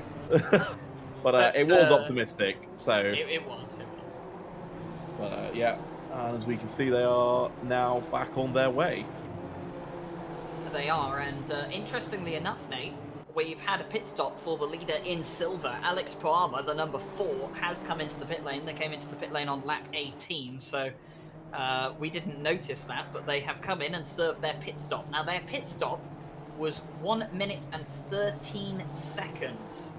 Now, to me, That sounds like a change of tyres. That does say tyres and fuel to me, which is interesting because I always used to have this discussion with the drivers of DDC. I'd always ask them like, hey, it's, there's one stop. Are any of you going to take tyres? And they would all come back and say, no, that's stupid. Stop being a rookie driver, Nate. And I would just sort of sit there in my place and grumble a bit. But it's interesting to see that maybe some of the drivers are considering taking tyres and believe that they can make up the deficit that there is between, obviously, the stop and drop and not taking tyres to the additional time of taking tyres. So I definitely think Poma will be one to watch to see how much of an advantage. As we see a dive down the inside from the 69, Boardman on Kempu. That was that hard fought? It's almost looked like Kempu sort of just got out of the way. Maybe they noticed the dive and decided to not shut the door and cause an accident.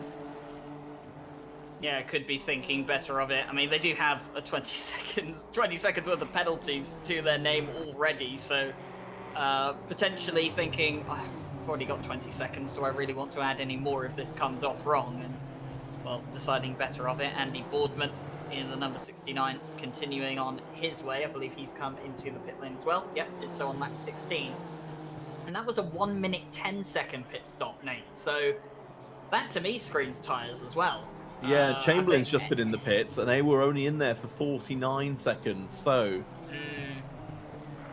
I can't remember which drivers have damage, though. It could just be a case of repairing damage. I don't know. I mean, like I said, Darren Mulholland, 44 seconds. Then we've got Tobias Hopner with 47 seconds. So I believe some of them are definitely taking fuel. Some of them probably taking a bit more fuel than others.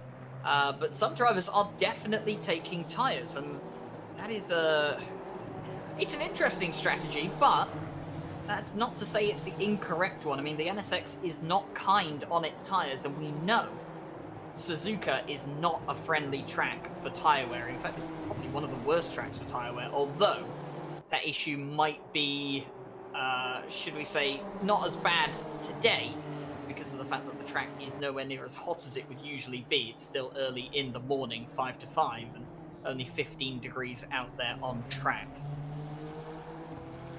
Bit chilly. I'd definitely have a coat, I think. But, yeah, tyres, yeah. I'd like to know who's repairing damage and who's taking tyres. I wish we had a way of knowing that through the spectator client we have here, but fortunately we'll have to just ask them after the race, like, hey, who took tyres, who didn't? But yeah, I'm with you. I do think the longer stops, the sort of 110s and the 112 sort of stops, are people taking tyres. So where are we on the times here? So we both agree Poma's stopped for tyres.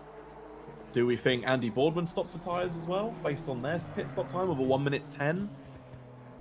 I would say yes, based on 1 minute 10.5. Interesting to stop for tyres 16 laps into the race, though.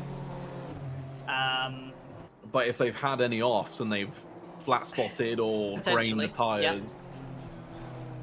Yep. It's a good point you make. There have been quite a few people going for some spins today. I mean, we saw Alex Pilbeam at 130R go for a spin into the gravel.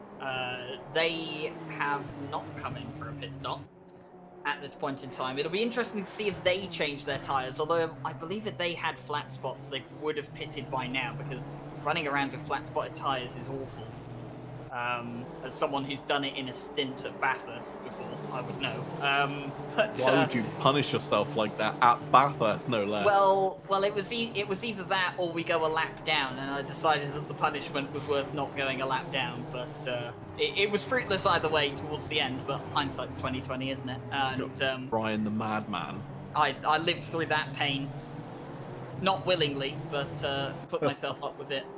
Either way, but yeah, I believe if they had flat spots, they would have come in by now. It's not really a pleasant experience. Alan Knight has decided to come into the pit lane, so they're charged from pit lane to, well, they were in second place in the silver class, has now been briefly put on hold, and there in the pit lane. We'll have to see what they decide to do. Frank Mora, the number 9 at the moment in the pro class, just holding off Hopner, who has been into the pit lane. Mora has not stopped yet, so we're expecting them to stop at some point during the race. Unsure as to when that will be, though. Some of these drivers probably going as close as they can to the end of the race. We're not unfamiliar with seeing drivers come in for a pit stop on the second to last lap, or even the last lap of the race. No, it depends. I always try and go for like a 50-50 split on the time. But then I'm normally one of the idiots who decides that taking tyres is always the best idea. So I like to give myself the a nice even split, so I'm not losing too much time on old tyres come the end of my first and second stints. But like you said, a couple of people will prefer to just struggle on old tyres and then at the last couple of minutes bolt on some fresh rubber and get some very, very quick laps in.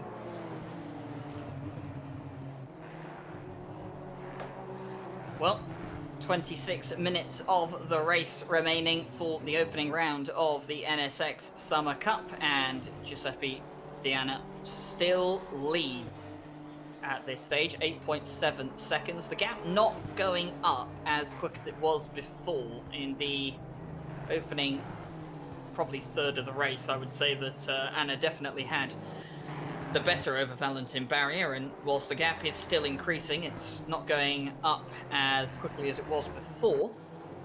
And Valentin Barrier managing to somewhat stabilize that gap, but they don't have a massive gap behind them to pitch it. 5 seconds there. It's the Ukrainian will keep going as much as they can. I wonder if this will come down to pit stop strategy. In a sense, if Valentin Barrier is going to do anything different to Giuseppe Diana, and if they can claw back some time in that way. Harley Chamberlain has received a 5-second penalty. That will be for the move down at turn 1 that we saw earlier. That was involving Curtin.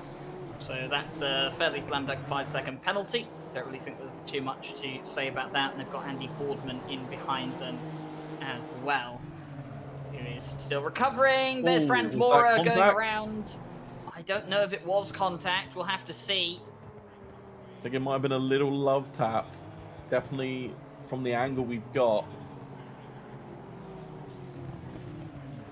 Oh, it's hard to say. It is hard from that angle. I don't think there is any contact. I didn't see the car jump. Kind of, yeah, it didn't jump in any unusual way through that corner. Just lost the back end, I think, maybe. And it's one of the problems when you're not on the ideal line down into turn 1. When you're forced onto the outside, it is a very wide line you have to take. And, well, the grip isn't great here at Suzuka. It is one of the more difficult tracks to get your head around in terms of track. When you go onto the outside line, it can be difficult to not lose the back end of the car. And, well, unfortunately for quite a few drivers today, they have been falling victim to losing the back end of the car. Bart Matcher hasn't lost the back end of his car. He was turned around earlier on in the race. Crozen has pitted, and he doesn't have to worry about him for the time being. Who he does have to worry about, though, is the recovering Olivier Curtin, who is second in the silver class at this point in time, but Bart Matcher doesn't have to worry about him for class position. So if he does end up losing the place to the 38, he won't be too bothered about that.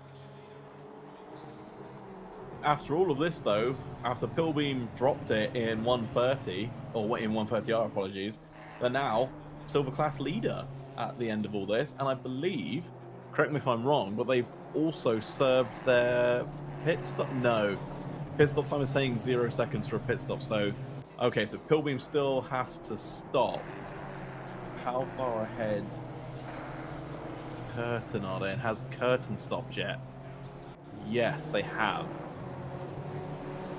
So, but Pilbeam is still in a good spot. Like I said, considering they had the spin at 130R to, well, have the silver class lead for now, and then to potentially be in for a shot at a podium isn't a bad day in the office. No, it's not a bad day in the office at all, and they'll be hoping that that's the kind of form that they can keep up for the rest of the season. Alex Bilbeam, though, currently leading the silver class, now has Bart Matcher right on the back of them. And Bart Matcher will ideally want to get past Alex Bilbeam to see if he can try and close down on Van Kampen up ahead, the number 35. You can just see them up there, the blue and orange NSX. So not too far for Bart Matcher to try and regain some of the places that they lost with that incident with Crozen. And at this time, you have to be really careful when you're trying to get past cars that are in a different class to you, because the stewards do not take kindly to incidents with cars in different classes. You're not really supposed to be fighting tooth and nail for positions, because it's not overall points, it's down to class points. So while there's no obligation to move out of the way, there's also really not any expectation that you should defend it as if you're fighting for a championship between each other, because the reality of the situation is you're not. And well, that's a problem a few drivers have encountered today. That is Cormac Ryan Meenan unlapping himself from Olivier Curtin.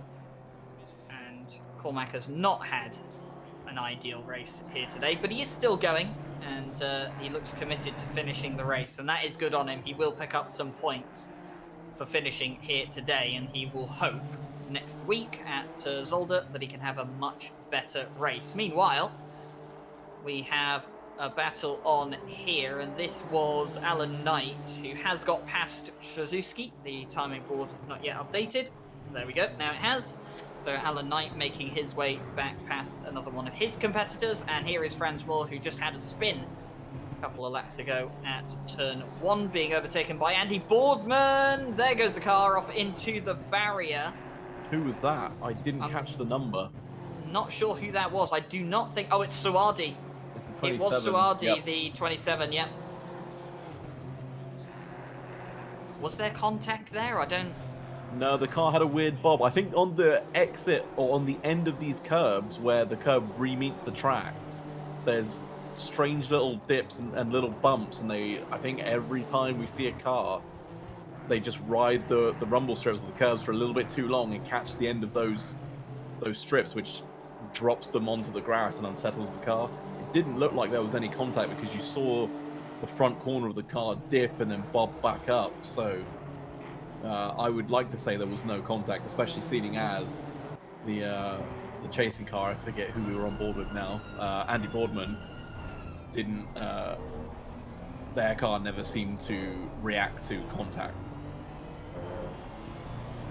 Well, Alex Pilby will peel off into the pit lane, and that will release Bart Matcher now to chase down Van Kampen. And talking about these, little bumps that we see on the exit of some of these corners, it's I'm wondering out here today, Nate, if a couple of drivers, maybe first championship with the NSX, not entirely familiar with it yet, I wonder if some of them are just running their ride height too low, and it's catching a lot of cars out. We have seen a lot of cars suffer to these bumps on the exit of corners or going over curbs as well, and I do wonder if a few cars just maybe running the ride height a bit too low for these cars at Suzuka and just paying the consequence for that. Of course, some of these curbs are quite aggressive here at Suzuka. You can see how sharp they are and how many vibrations they can give off when you get some of the close-up pictures. But here is Darren Mulholland, who's had an awful race, it has to be said. And there's contact. As if I didn't need to make that one any worse, and that's into the barrier, and that's plenty of rear end damage for that car. This was the car that qualified on pole position in the silver class, by the way, if you've forgotten about qualifying.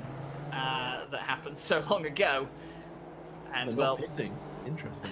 No, not pitting. Maybe going to try and do a lap and see what it's like, see if it's manageable. But yeah, not an ideal situation for Darren Mulholland, and that puts them well down the order in the silver class. And unfortunately, it's a day that started so well and has just gradually got worse the further it's gone on. And it's tough to have races like that, Nate, but it's just the reality of the situation. Sometimes you can have a fantastic qualifying, and well, then the race is just downhill and it just doesn't seem to stop. Yeah, unfortunately, some people have got better one-lap pace than they do. Oh, that's close, isn't it? That's really close. But both of the drivers giving each other room there and no contact. That was Chamberlain and Mara, was it? It was definitely Chamberlain, yeah. But yeah, I believe some drivers have better one-lap pace than they do overall race consistency, and that may be something that we're seeing creep in here with obviously Mulholland taking pole and then unfortunately dropping to, well, all but last in the race overall and in class. But and then on the flip side, some drivers who don't maybe have great one-lap pace but have very good consistency are keeping some or making up positions and just holding ground and waiting for all the accidents to happen around them. Well, into the final phases of the race, Bartmatcher continuing to just keep Curtin behind. Of course, both of them in different classes. He has let Cormac Ryan Meenan go, as Cormac is effectively 2 laps down. Doesn't need to worry too much about him. What he will be hoping is that Cormac can unlap himself from Van Kampen and hold him up. He has unlapped himself from Van Kampen, and I believe he has actually managed to slow down the 35, and Bartmatcher closing in slightly. It was 1.8 seconds at the last sector time split. We'll have a look and see what it is now. It's a lot closer than 1.8 seconds. I know that much for a fact. I don't even need to look at the track to see that. It's 0.8, so a second lost from Van Kampen by allowing Cormac Ryan through, but it's not quite comfortable for Bartmatcher, as Curtin seems to have better pace than the 404 at this point, and whilst not in the same class, wants to build a bigger gap between themselves and the silver car behind. They do have to pit still, as I believe Fernando has just pitted in the number 200, but you always want to put a pro car between yourself and someone in another class, and it is one of those situations in multi-class that you try and use the traffic and the other classes to your advantage. If you can put a car between you that is in a different class, you don't have to worry about it too much, and it gives you a bit of a mistake buffer as well.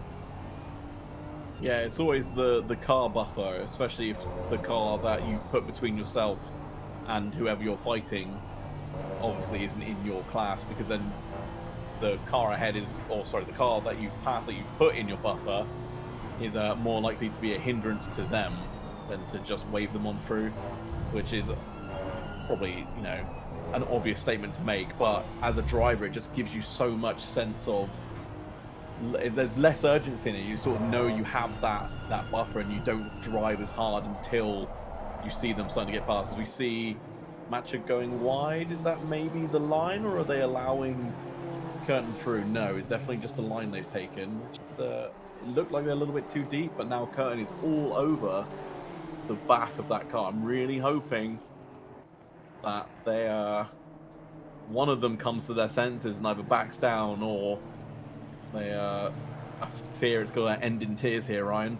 Well, Curtin doesn't need to make the move. I think that's the crucial point in this, is that Curtin doesn't need to overtake Bartmatcher because they are in a different class. So it has come down to that situation. As we start to see the sun creeping up from the onboard camera there, and Bartmatcher, he doesn't need to strictly defend, but at the same time, he's got his competitor in the pro class right ahead of him, only 1.1 seconds up the road.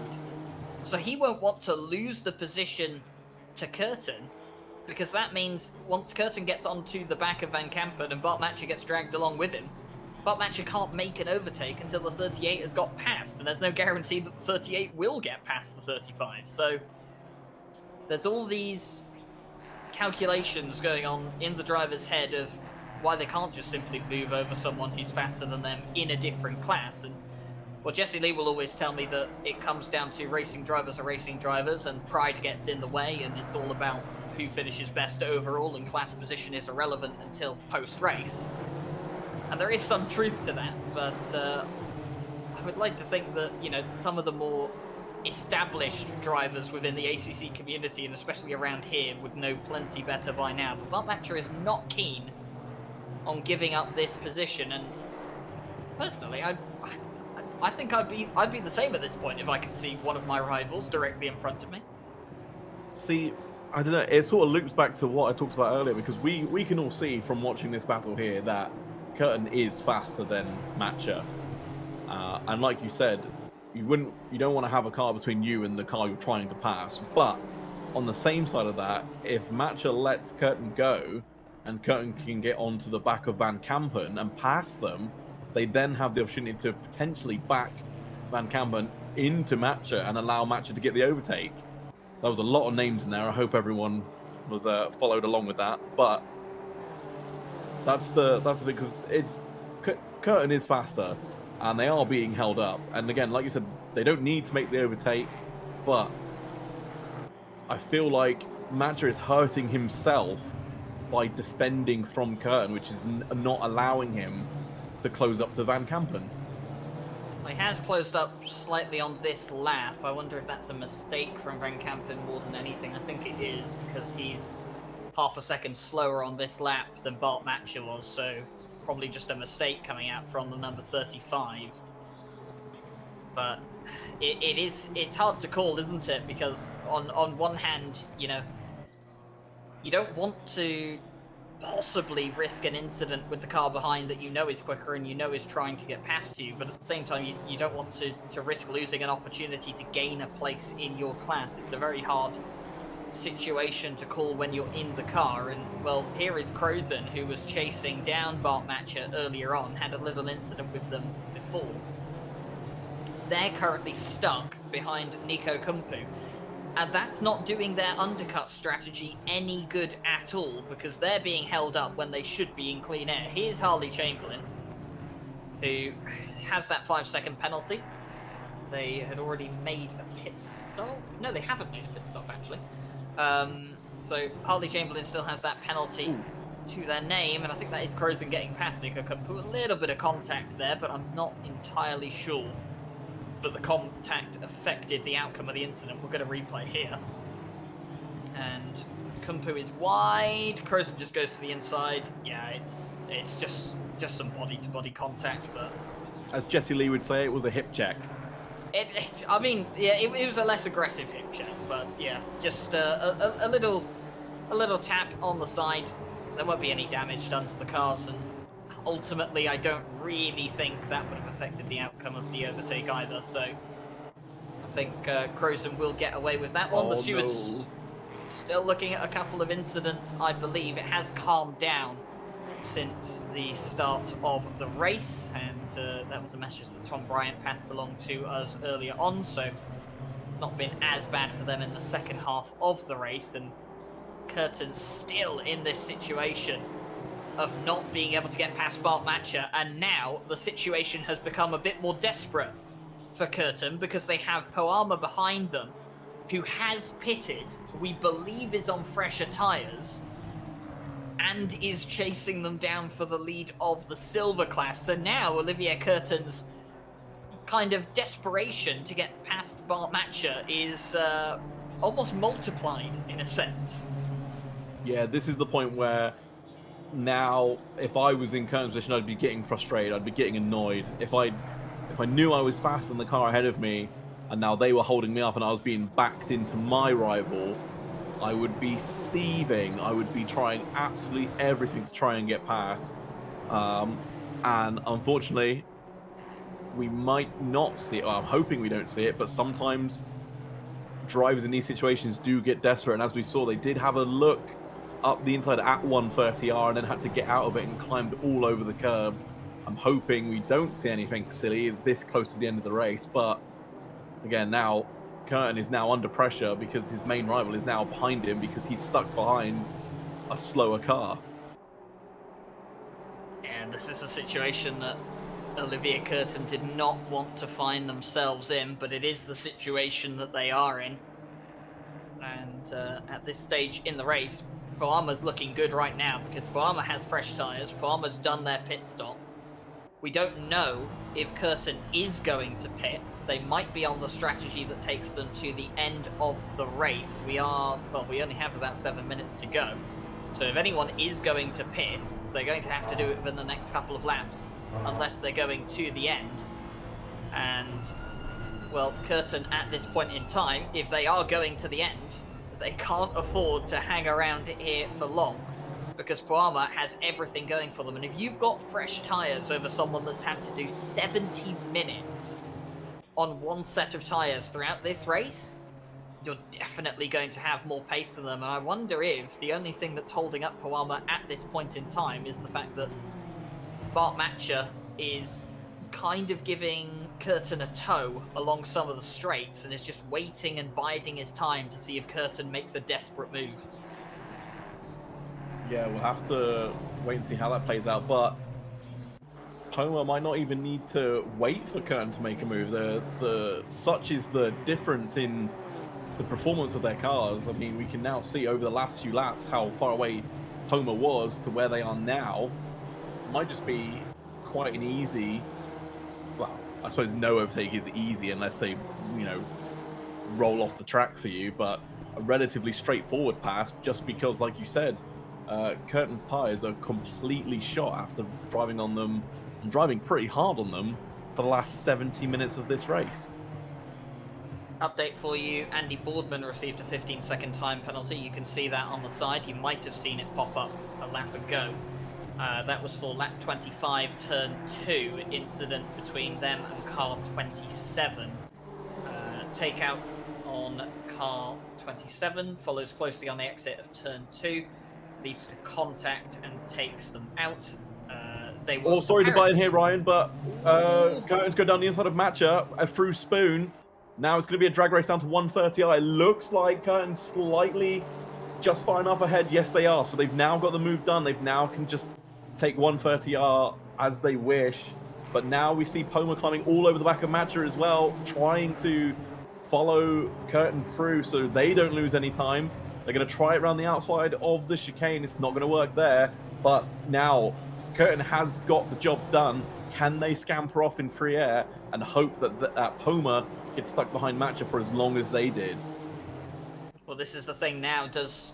Now that Bart Matcher has lost a place, do they defend as hard as they did against the number 4, knowing that, the possibility of getting past Van Kampen is gone? Do they ease off to, what is the situation? Everything has changed now for Bart Matcher. He's had to let the silver driver go, and he now has another silver driver behind him who will be even more hungry to get past him because they've got fresh tyres, and they know that they have a legitimate chance of winning the silver class. And you can see Poama is all over the back of Bart Matcher, and it's not really the fact that Poama is just that much quicker than Bart Matcher on pace. It's mostly down to tyres. Bart Matcher has gone 71 minutes on that set of tyres. Poama has pitted. They have fresh rubber, and fresh rubber is so nice to be on in the later stages of the race if you can make the pit stop strategy for tyres work. And now down into the hairpin, Bart Matcher still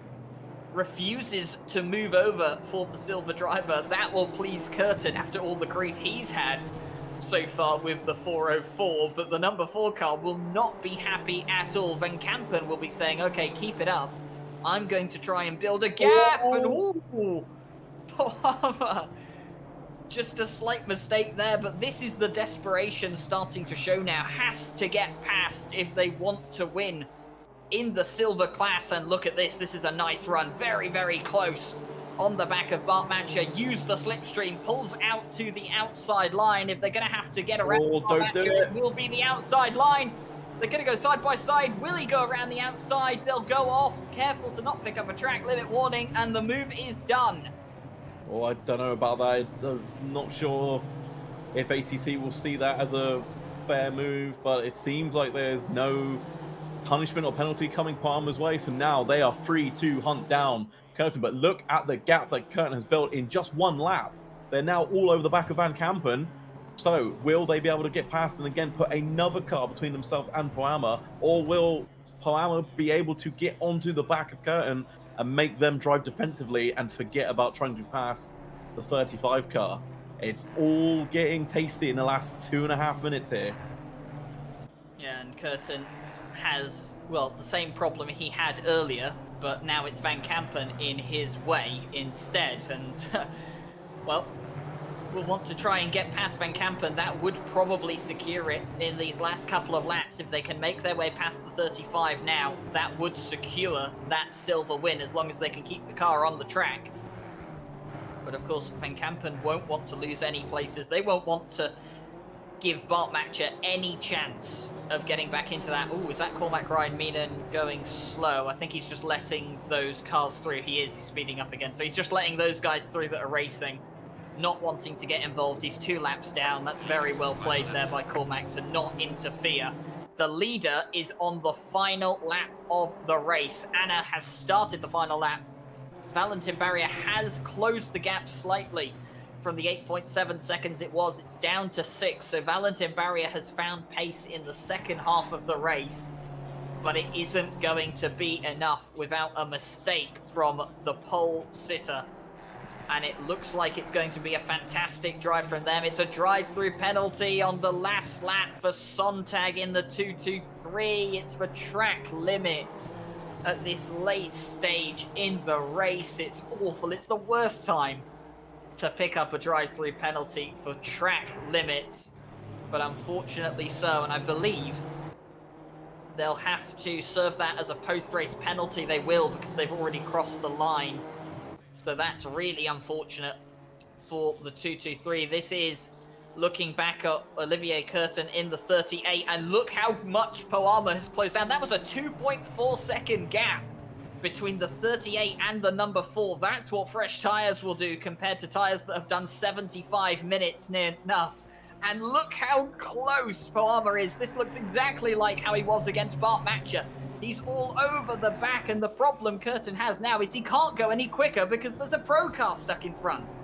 Yeah, at this point, Palmer is probably going to be hungry for the class win. He can see it, he can smell it, it's right there, but he knows he has to watch out, because if he tries to make a move on Curtin, and Curtin goes for a move on Van Kampen, it could all end in... Whoa, as we see Van Kampen drop it last lap in the first Degner. That was a big, big accident there. But now, unfortunately for them, they're out, but it's freed up Curtin and Poama to have their own little battle. So this is going to get really, really interesting to the line.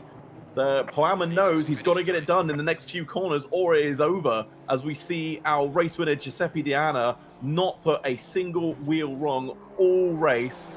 Congratulations to them, but this is the battle we want to watch right now, Ryan. It definitely is the battle we want to watch right now. Bart Matcher has gained that place on the 35, by the way. Van Kampen going off track means the 404 will get that position in the end. But this is the focus, the battle for the silver win here on track, and it's only got a sector to go. Here goes Poama. We saw this move on Bart Matcher just a couple of laps ago. Is this going to be a move for the win? No. Is it a mistake from Olivier Curtin? Poama's backed off from the move, and is that it? It might be done and dusted unless there's a mistake here for the 38 and the 4 can get a very good drive out of the final corner. I don't think it's going to be. Olivier Curtin will fend off the pace of the number 4. He wins the silver class, and a fantastic end to the opening round of the NSX Summer Cup. The silver class win decided by under half a second. Valentin Barrier 5 seconds off of Anna's pace. But fantastic racing throughout. It's not done quite yet though in the pro class here. Crozen closing in on Mora. They only have a couple of corners left to go. And I think Mora has done just enough to hold off the number 82. Once you're out of this corner, it needs a pretty big mistake for a run to the line to be possible. The number 9 has done it. They will come up towards the line. They have that move done. 13th overall for them. There will be some penalties that will be added to the total race timers at the end of the race. You can see those penalties on your screen on the timing board. But Giuseppe Di Anna takes the win in the first round of the NSX Summer Cup for the pro class. And, well, you put it right, Nate. It was picture perfect. Yeah, absolutely. They got the start absolutely nailed, pulled that buffer that just meant they didn't give Barry the opportunity to stick a wheel down the inside and compromise their line. And then as soon as they got that gap, they just ran away with it. There was no mistakes from them, and they just consistently built the gap in the first part of the race. And then in the second part of the race, they just managed the gap they'd built. So congratulations to Giuseppe Diana for a faultless race. Congratulations to Barrier and Ayrton for their podium finishes. And congratulations to Curtin for holding off the late attack from Poama to take the silver class win. Yeah, definitely well deserved. And we see Giuseppe Diana coming back into the pit lane after a job well done. The number 11 will be taking home as many points as they can to start off the championship. And just having a look through the race results at this point in time, was a difficult race for quite a few drivers out there. A difficult start to the race for Alan Knight, who had to start from the pit lane.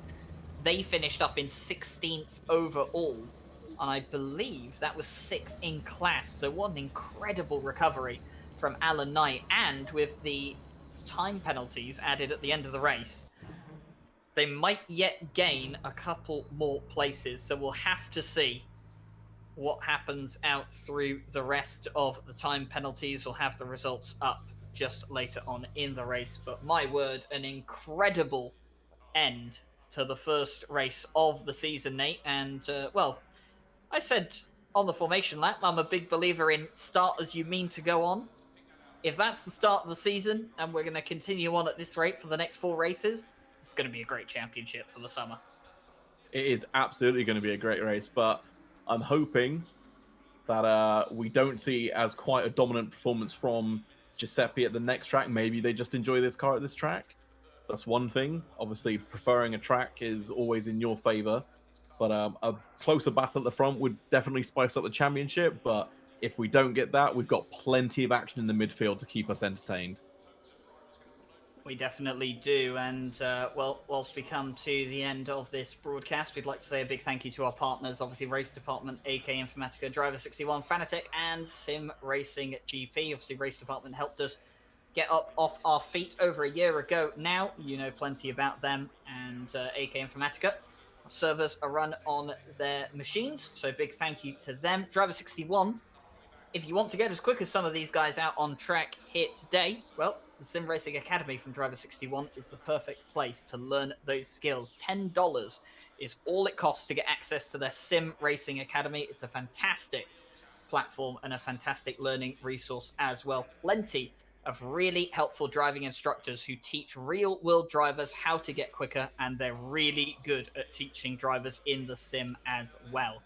And did you know, by using the code in the description below, you can save 25% on access to the Sim Racing Academy. So it can be as cheap as $8, Nate, to get access to training that can get you as quick as the likes of Valentin Barrier or Giuseppe Diana. And, well, if you want some sim racing equipment, you can check out Fanatec as well. The link to them is in the description. They make some of the best sim racing equipment in the business, but you already know plenty about Fanatec. And Sim Racing GP, of course, the new platform from Race Department for hosting races. If you're interested in starting a community of your own one day, or you're interested in finding loads of new communities to race in across AMS2, AC1, ACC, iRacing, and plenty of other platforms in the future, you can check out Sim Racing GP. The future looks bright. But from myself, from Nate Nurbury in the commentary box, Jake Boswell behind the cameras, and all the stewards have done a fantastic job here tonight, the unsung heroes